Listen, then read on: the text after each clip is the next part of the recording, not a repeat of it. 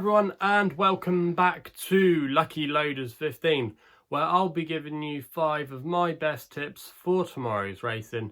Now, before we get stuck into that, just got a couple of things I want to go through with you.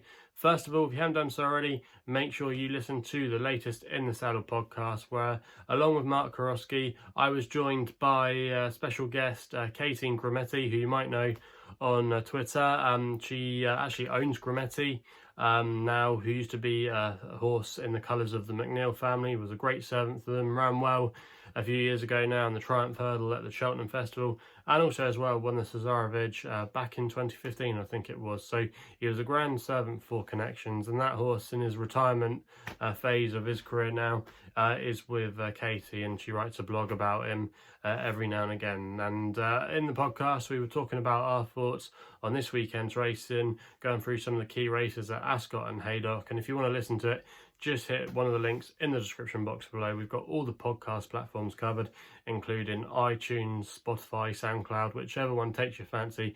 Just hit one of the links in the description box below. So that's what I've got to say about that. Also as well, I'll quickly just recap on our only tip of the day. Yes, it was a disappointing and frustrating day today. We just put one tip up, which was my nap in the 4 o'clock at Chepstow. You couldn't really see the race in the last couple of minutes of it because the fog and the gloom was descending down on the Welsh venue.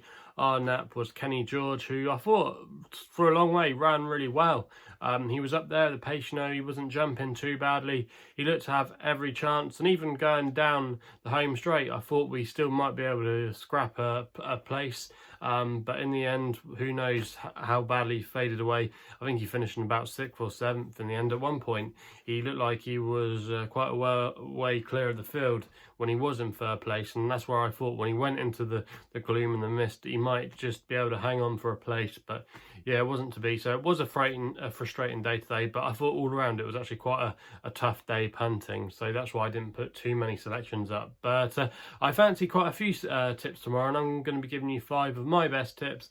And we're going to be starting tomorrow with our first tip of the day at Haydock, and this is going to be my next best. Now I'm going to be going with a horse here that I think will be very well supported in the market tomorrow, and that's a horse called Umbrigado for Fergus Gillard, claiming 7, riding for his boss David Pipe. You can currently back this horse at the time of recording with William Hill, who are offering a mighty 6 places on this race, and I'm going to recommend an each way selection here as my next best.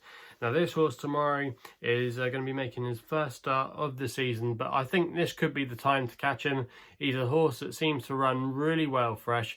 If you go back through his career so far, he actually won 2 years ago on his first start, and then last year he arguably put his best foot forward on his first start of the season when he finished 5th in the Stayers Grade 3 handicap, which we'll talk about a little bit later on this card last year, travelling well for a really long way, and then he just didn't find in the closing stages, and he probably just didn't get home, and the trip was probably too far for him. However, tomorrow he's going to be starting over 2 miles and 2 furlongs, and I think this is going to be the kind of trip he'll relish at. I think he hasn't quite got home on a few of his recent starts, and I think this is a good place to start him at. Also as well, Fergus Gillard is going to be able to claim £7 from his mark of 139. He's actually turning up tomorrow £3 officially rated lower than he was last time he started here, so that's going to help. And like I said, with £7 of Fergus Gillard, in essence he's going to be running off a mark of 132, so he looks very well treated at the weight. Also as well, the soft ground won't be a problem for him, and David Pipe's horses have been running well. And even though yes, there are a few nice horses in here like Arrivederci for John Joe O'Neill, and also as well Kid Commando and Shake 'em Up Harry, I think Umbrigado, there was a lot of talk about him last season. I know the stable really like him. He's in the colours of one of their stable stars, Ramses Tatelli. I know they like him, and I just think now, starting off this trip and running first time out tomorrow, when we know he goes well fresh, just could be the day to catch him. And for me, he's going to be my next best of the day. I'm quite confident on him running a good race. So that's going to be my tip there. We then go to Huntingdon for the Lady Jump Jockey race in the 158 at Huntingdon. And I've got one at a bit of a price here, and that's Great Hall for for Tabitha Worsley, claiming 5, riding for Mickey Quinn. You can currently back this horse at 12 to 1 each way with bookmakers at the moment, and I thought this was actually quite a big price about this horse, and he could arguably be half this price. Tabitha Worsley as well is a jockey that I've got a lot of time for at the moment. She's been riding quite well. I remember she rode a nice winner recently at Hereford for Robin Dickin, and she's going to be, like I said, riding tomorrow for former footballer. You might remember him, Mickey Quinn, back in the day. He used to play for Liverpool. I think he played for Newcastle as well, quite a bit before my time. But yeah, he's now turned, obviously in the last few years now, as a turned to racehorse training, and he's not done a bad job really. And his horses actually, from his small string, haven't been running too badly. He's had 2 winners from his last 5 runners in the last fortnight, operating at a 40% strike rate. And this boy, Great Hull, has been a good servant to him and actually has lots of good form at the track. Now, this horse is down to a mark of 106, which makes him look very well handicapped. He was actually running at this course earlier in the year off a £14 higher mark, and he wasn't actually running too badly. So off a mark of 106, I think he's got a great chance. And with Tabitha Worsley claiming a handy £5 off the horse's back, that's going to help even more. So he's going to be running off a mark, really, in theory, tomorrow, for a mark of 101. So that looks very promising for him. Also, as well, he ran not a bad race last time out when he finished 4th at Fakenham over a trip that was definitely not for him. He was running over 3 miles, not sure what they were thinking of there. However, running back down to 2 miles tomorrow on a track that he likes and the ground in his favour, I think there's a lot to like about him. Also, as well, there's going to be a horse in here of Pam Sly's called Expectations, and our horse actually beat that horse last time they met earlier in the year by a few lengths. So despite that horse being a little bit shorter, I think our selection's got a lot of things in his favour tomorrow. Very well handicapped, brings some fair level of form, the yard are in form, he likes the track, nice low racing weight, ground in his favour, just so many ticks in the boxes tomorrow. Also, as well, he's a horse that likes to come off a bit of a pace, and I can imagine Getaway to Europe's Neil King's horse, and also as well the current favourite for a race, Orchestral Rain, will be up there setting a good pace from the front, and if they do, it could just set up really nicely for Great Hull. And I just think at 12 to 1, this old boy is a big price, and that's why I'm going to be putting up as one of my extra tips of the day tomorrow. We then go back to Haydock for the stay-in race there. Now, I'm going to take a real flyer on one here that some of you might be a bit baffled at as my long shot of the day in the 225, the grade 3 stay-in handicap. And I'm going to go for Justatenner here for Harry Reid, claiming 3, riding for Tristan Davidson, who's not one of the most well-known trainers in the world, but still, I think he's done not too badly since he's turned his attention to training horses. Now, this horse, Justatenner, has been a great servant for him.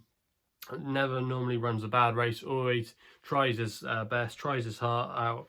And this Justatenner last time actually won at Ayr, beating Paul Nicholls, his Highland Hunter, and he beat him quite easily that day and was very game and tough. Now, despite I think he's £1 better off Highland Hunter tomorrow, he's 14 to 1 for this race, and I just couldn't work it out why Justatenner should be 50 to 1. In my opinion, he should easily be probably round about a 14 to 1, 16 to 1 chance for this race. And I just think 50 to 1 is a very disrespectful price and is very big. And like I said, this horse never runs a bad race. He's very versatile, handles all kinds of ground, goes on good, goes on heavy, so the ground shouldn't be an issue.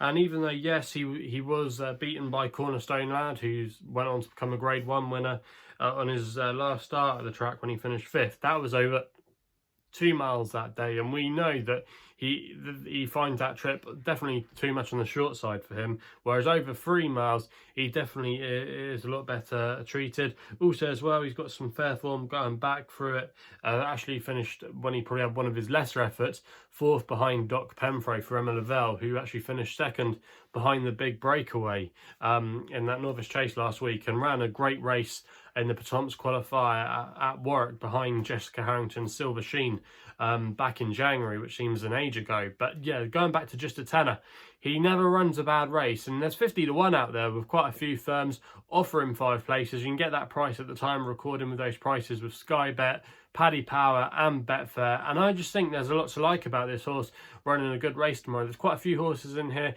at the top of the market that don't really appeal to me at all, even though yes, they might have some nice pedigrees and they might have some good form in the bag. It doesn't necessarily mean they're going to translate it tomorrow, and I often find a lot of these horses at the top of the market that we think might go and kick on often disappoint in races of this nature, and I'd like to go with something that's a bit more tried and tested. And we know Justatenner always runs a really solid race, and for me, I just think off a nice low racing weight, there's a lot to like about him, you know, and I think he'll try it out, and I wouldn't be at all surprised if he did make the frame. And I think at 50 to 1, getting 10 to 1 for him to finish in the first 5, what's not to like about that? You know, you're going to hopefully get a real run for your money. Yes, it's a total flyer, but why not? Justatenner, I think there's a good chance he could run a big race tomorrow, so that's why he is going to be my long shot of the day.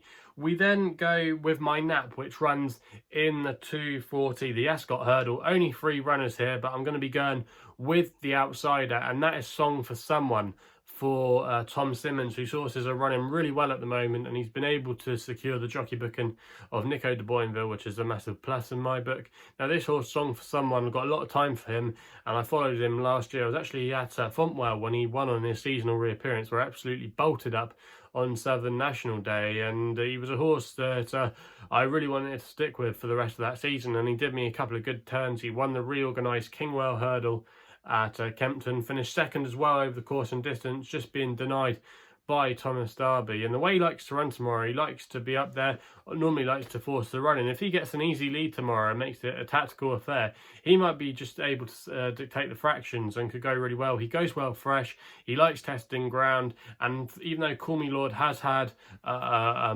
run under his belt, there's only £1 between them on official ratings. And also as well, Lorena, really hard to judge her where she is. I wouldn't be getting stuck into her at all. And I think 11-4 about Song for Someone, who still we haven't got to the bottom of, and's got a lot of good form in the book, run well at the course, will like the ground and the yard in form. Lots to like about his chances tomorrow, in my opinion. And 11-4, I think that's an unfair price, and I actually think he should be favourite for this race.